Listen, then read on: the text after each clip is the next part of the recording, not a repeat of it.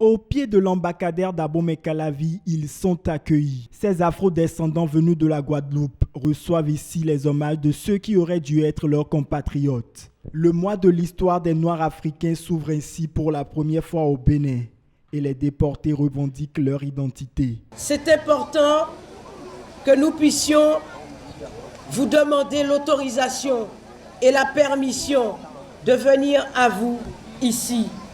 Merci sincèrement pour l'accueil que vous nous réservez. Nous autres, nos ancêtres africains qui ont été réduits en esclavage et qui ont été travaillés dans les cannes à sucre des colons. C'est pour ça que nous avons ici la canne à sucre. C'est pour vous dire que ces cannes à sucre-là ont connu le sang, le fouet de nos ancêtres.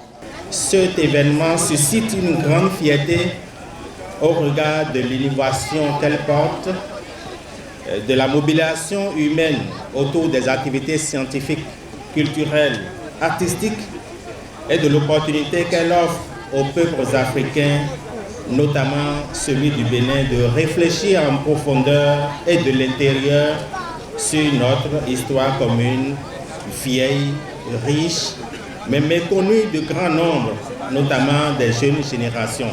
Cet événement est un acte de reconnaissance aux ancêtres victimes d'esclavage, a souligné le maire de la commune d'Abomey-Calavi. Il rappelle ensuite le grand devoir du citoyen béninois pour réussir ce mois de l'histoire. Au cours de ce mois béni donc, qui nous rassemble, chacun doit laisser exploser les talents et le génie en lui pour démontrer à la face du monde, voire rappeler au monde que le noir a de la valeur et du mérite.